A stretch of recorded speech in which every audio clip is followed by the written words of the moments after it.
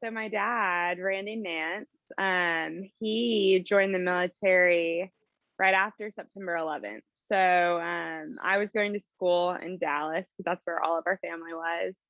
And he picked me up because we were all being evacuated from school since it was near an airport. And I will never forget, we're getting in the car and he was just telling me like he was going to join the military. And my heart as a daughter was a little bit nervous about that after seeing everything that had happened on September 11th, its day of. And so I remember going home and just being like, what's going on? And our family just totally rallying. And yeah, my dad, he's incredible. He was a sergeant first class. He joined at 33, which the military cutoff is 35, like when you can join. And Yes. so he came into it late, but he came into it so motivated and inspired to serve his country. And growing up, I've just learned so much about his like willingness to serve and his willingness to sacrifice. And all of those components have really taught me and made me so much of who I am today. So I'm not really around a ton of military people or military children.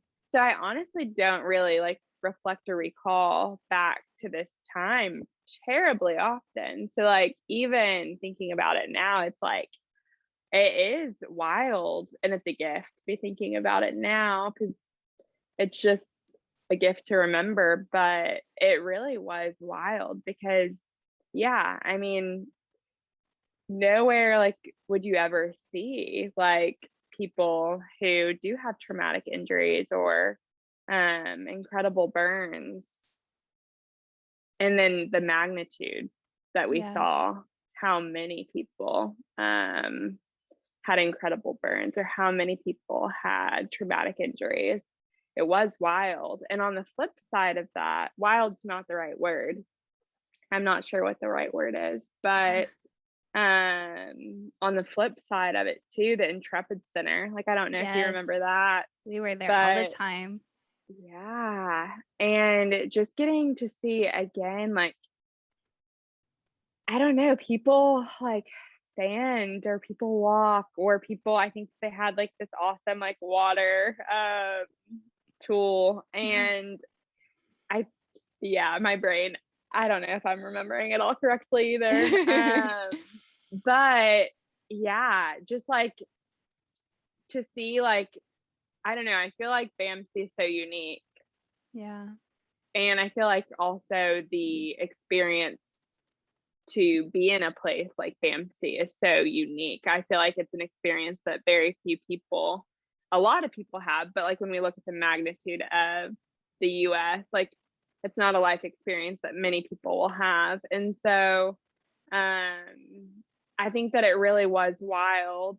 Again, not the right word, but just thinking about how you do get to see like moments from the inception of someone's injury sometimes into the moments of people like getting to come back from their injuries. And I think that too is like such a gift. And you know, everybody processes that differently, as it should be processed differently. Right. But I think that to be at a young age or to be at an old age, I don't feel like whatever age you're there matters, because I really do think that it does really rewire you, to be grateful, to be thankful, to also mourn with those who mourn, and then to be joyful with those who like are getting to celebrate. Because in a setting like that, I do feel like it holds so much of the tension of celebration and also disappointment. And I feel like getting to navigate those like among all of the people that are there is too like a gift of that season, learning how to walk in that.